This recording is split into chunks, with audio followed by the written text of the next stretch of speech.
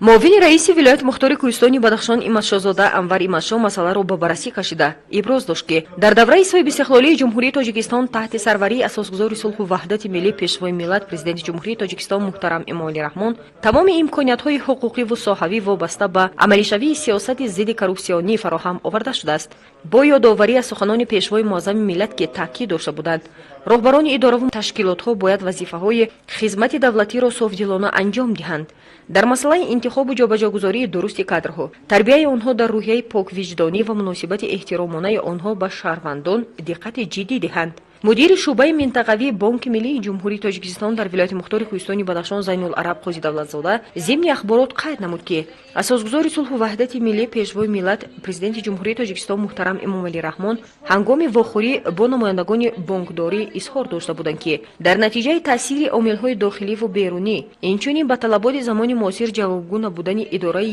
як қатор бонкҳо ва ба таври зарурӣ ба роҳ намондани назорати умумии низоми бонкӣ дар кишвар вазъият буҳронӣ гардид. бинобар ин аз ҷониби мақомоти ваколатдори соҳа иҷозатномаи ду бонке ки мушкилӣ доштанд бозхон карда шуд ва бо қарори дахлдори ҳукумати кишвар тадбирҳои зарурӣ ҷиҳати барқарор кардани сармоя ва солимгардонӣ ба тасвиб расид. аз ин рӯ ташкилоти қарздиҳӣ вазифадор гардиданд ки баҳри боз ҳам мукаммал гардондани низоми аудити дохилӣ ва риояи меъёрҳои ҳуқуқи дохиливу берунӣ, кам кардани қарзҳои ғайрифаъол ва баландбардоштани сатҳи сифати хизматрасонӣ ба мизоҷон, инчунин омода кардани мутахассисони соҳаи бонкдорӣ, баландбардоштани савияи касбии онҳо чораҳои амалии мунтазам андешанд. дар давоми соли равон аз тарафи шӯъбаи минтақавии Бонки Миллии Тоҷикистон дар ташкилотҳои қарзии вилоят 18 санҷиши ҳамаҷониба, 25 санҷиши мавзӯгӣ гузаронида шуданд.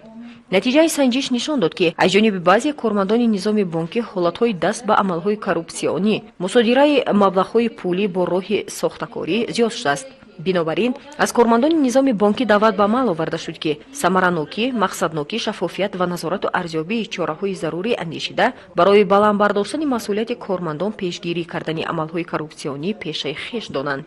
дар ҷараёни ҷаласа сардори бахши муқовимат бо коррупсияи раёсати агентии назорати давлатии молиявӣ ва мубориза бо коррупсияи ҷумҳурии Тоҷикистон дар вилояти мухтори Кӯҳистони Бадахшон Али Мавлоназаров бобати мубориза бар зидди коррупсия дар сиёсати давлатии ҷумҳурии Тоҷикистон сухан ронда зикр дошт ки кишвари мо аз рӯзҳои нахустини ба даст овардани истиқлолияти давлатӣ мубориза бо коррупсияро ҳамчун самти афзалиятноки сиёсати давлатӣ қарор дода ба ташаккули заминаҳои ҳуқуқиву сохторӣ ва таҳкими ҳамкориҳои байналмилалӣ дар ин самт оғоз намуд. қайд кард ки коррупсия амали номатлубе мебошад ки аз амалӣ шудани он ҳар он ду тараф манфиатдор мебошанд, зеро ҳам шахси корафтода бо додани маблағи муайян ва ё хизматрасонӣ лозима ба манфиаташ амали ғайриқонунӣ ба кори муайяне тезтар анҷом дода мешавад ва ҳам шахси иҷрокунандаи амал фоидаи пулию моддӣ мегирад ки аз ин ба давлат фоидаи намерасад.